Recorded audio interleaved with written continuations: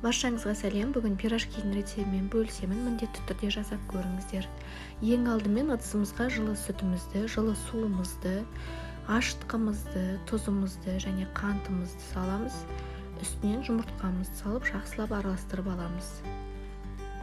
Барлық керекті заттарды описание бөліміне мөлшермен жазып қалдырамын, сол жерден көре аласыздар.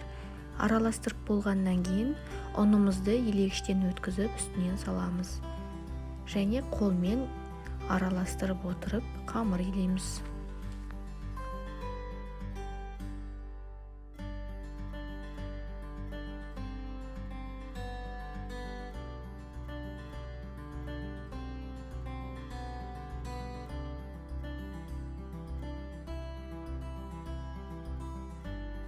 Міне бізде видеода көрсетілгендей осындай жұмсақ қамырға билейміз. Және оны 1 сағатқа көтерілгенше бетін жауып жылы жерге қойып қоямыз.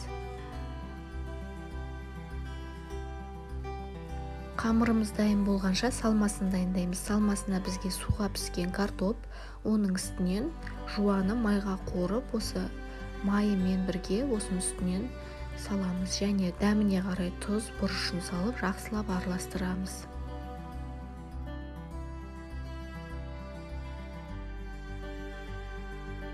Міне біздің қамырымыз дайын. Енді қамырымызды аламыз, қолымызды майлап аламыз. Сол кезде қолға жабыспайды қамырымыз. Және осылай бөлшектерге бөліп, дөңгелектеп аламыз. Барлығын дайындап аламыз осылай.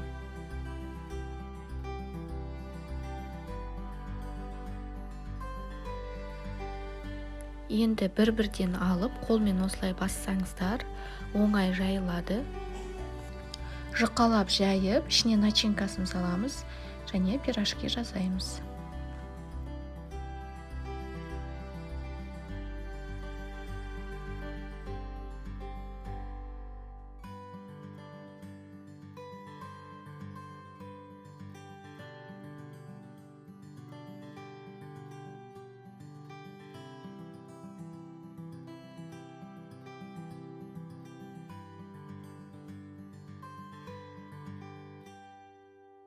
Барлығын осылай жасап шыққаннан кейін қызып тұрған майға салып, екі жағын қызартып пісіріп аламыз.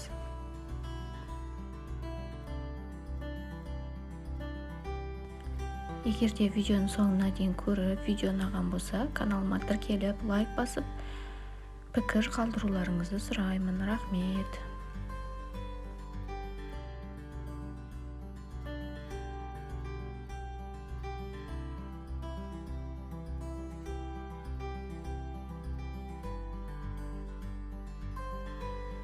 Міне біздің пирожкиларымыз дайын, өте жұмсақ және үлпілдек болып шығады. Осы рецепт бойынша жасап көріңіздер, ас болсын. Рахмет.